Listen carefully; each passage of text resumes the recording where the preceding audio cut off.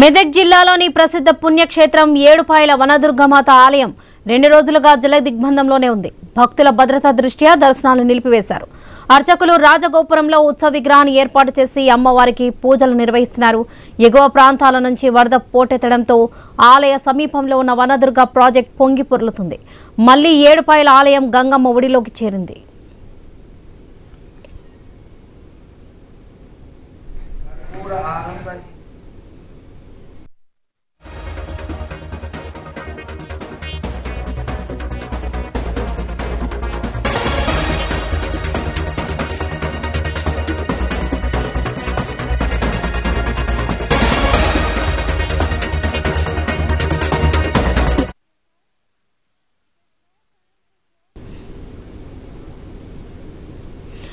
మెదక్ జిల్లాలోని ప్రసిద్ధ పుణ్యక్షేత్రం ఏడుపాయల వనదుర్గమాత ఆలయం 2 రోజులుగా కూడా జల దిగ్బంధంలోనే ఉంది. ఈ విషయానికి సంబంధించి పూర్తి అప్డేట్స్ మా ప్రతినిధి క్రాంతి అందిస్తారు. క్రాంతి.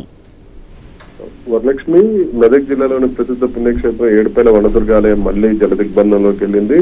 గతంలో కురిసిన వర్షాలకు దాదాపుగా 28 రోజులు అంటే నెల రోజుల పాటు జల దిగ్బంధంలోనే ఉంది. ఈ సమయంలో భక్తులు రాజగోపురం దగ్గరనే అమ్మవారి ఉత్సవ విగ్రహాన్ని దర్శించుకున్నారు. మళ్లీ అమ్మవారు జల దిగ్బంధంలోకి వెళ్ళింది. మరికొద్ది రోజుల్లో అమ్మవారి నవరాత్రి ఉత్సవాలు ప్రారంభం కానున్నాయి. నవరాత్రి ఉత్సవాల్లో అమ్మవారిని మూల విరాట్ని దర్శించుకోవాలనుకున్న భక్తులకి ఈసారి మరి ఎలా ఉంటుందనేది వాళ్ళు కాస్త ఆందోళన చెందుతున్నారు. ఒకవేళ ఇదే వరద కనుక కొనసాగితే రాజగోపురంలో ఉత్సవ విగ్రహం నుంచి ఇక్కడే నిత్య పూజ కైంకర్యాలు చేస్తారు. ఉత్సవాలు కూడా ఇక్కడే నిర్వహిస్తారు. ప్రస్తుతానికైతే వరద మన ఎగువ నుంచి సింగూరు డ్యామ్ గేట్లు ఎత్తడంతో కిందికి వస్తుంది. మొత్తం దాదాపు 22,000 క్యూసెక్ల పైన వరద ఇక్కడ మనకి కనిపిస్తూ ఉంది.